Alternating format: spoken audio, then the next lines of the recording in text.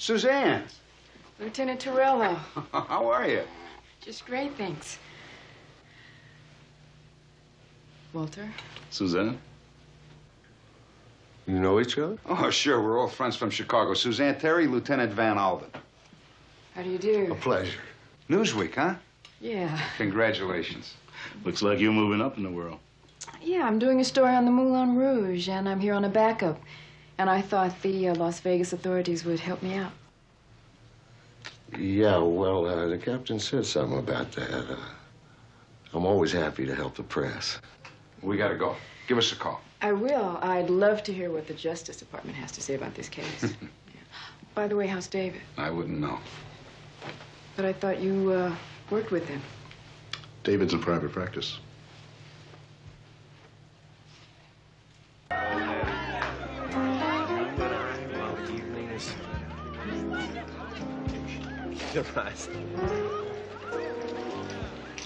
Oh, do not ask. What is it? Come on. Hello, David. Let's go with me.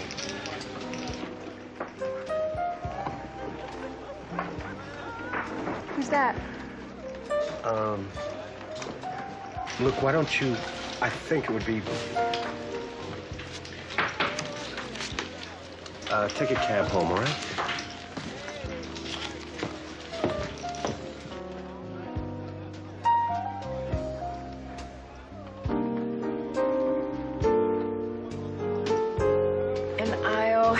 Champagne cocktail with a twist and I'll have bourbon on the rocks. Right away, sir. What happened to your friend? She had to go study for a calculus exam. I bet. When did you get in? This morning. How long are you staying? I don't know.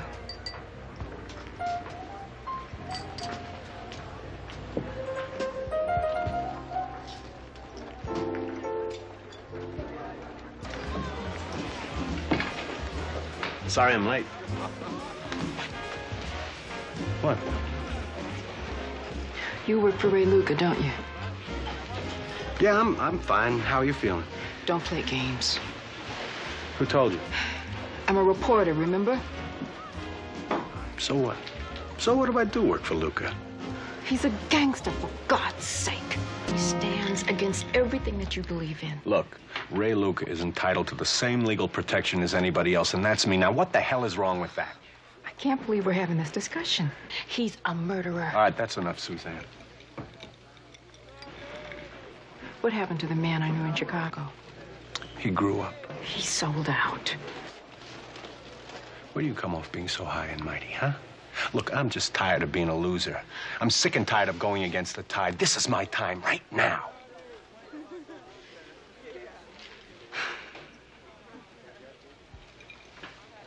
I guess everybody has their price, huh?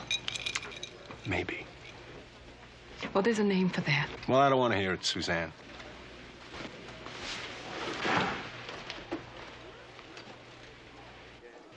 Had to go one penny above 17 million. That's right, not even for prime waterfront property. I know that was my final offer yesterday. It's my final offer today. You call me tomorrow, it'll be my final... Quan, can you hold on 1 minute? Yeah, hold on, all right? Yeah.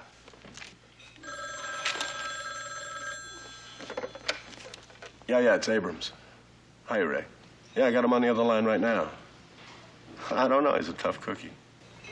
Oh, yeah, we'll work it out. He wants it to work as much as we do. Yeah.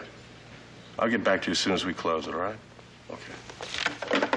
Quan, are you still there? Good. What's the matter? You don't have a word for final in Chinese, huh? What are you doing here? Sit down. Thanks. You look great. Thank you. Quan. Well, I'm sorry, I can't hear you. What? No, the connection is breaking up. Look, I'll call you back, all right? I'll call you back. Those long-distance connections, they break up so easily. Yes, and it's so easy to be misunderstood. Now, that reminds me of a couple I know. Tell me their story. It's an old story. Boy meets girl, Boy gets girl, boy loses girl. Then girl suddenly reappears in boy's life. And just as suddenly, girl walks out on boy. But then, what happens then? I don't know. She swears never to think about him. And she thinks about him. And she thinks she's been too hasty. Maybe too harsh? Well, after all, he wouldn't tell her how to do her job. Does she miss the boy? Maybe. Maybe.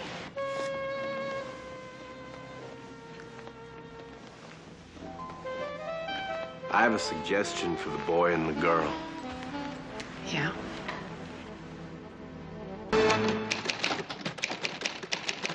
Suzanne! In here, David. Baby, have I had a hell of a day. You know, I've spent all day arguing with people on 3 different continents. I mean, it's 11:30. I think it's damned uncivilized to work until 11:30 at night.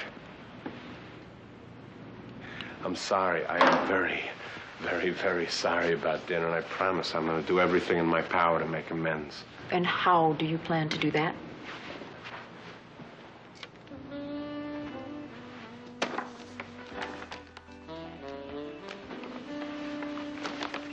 From China, we have food. Ooh. From France, we have champagne. Ah. And from the south side of Chicago, we have some beautiful sounds. How am I doing? You're getting warmer. If I were you, I would pop that cork right now. Yeah.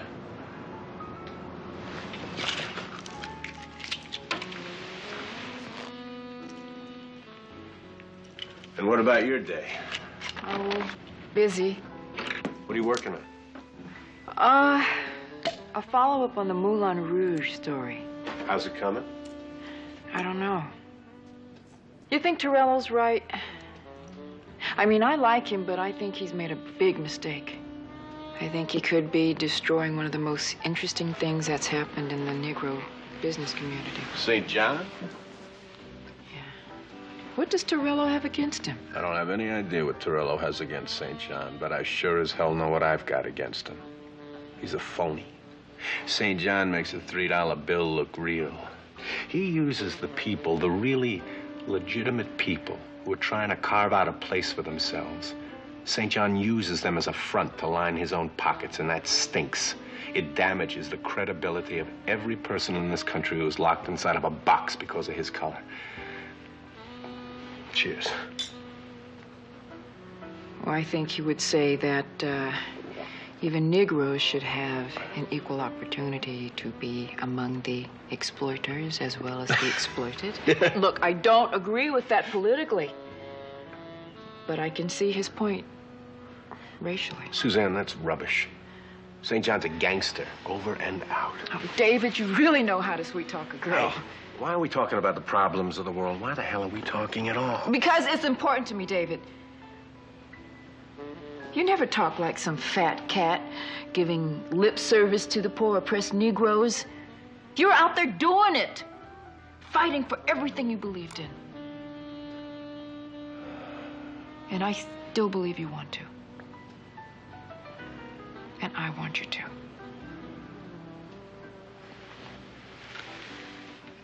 You want some more champagne?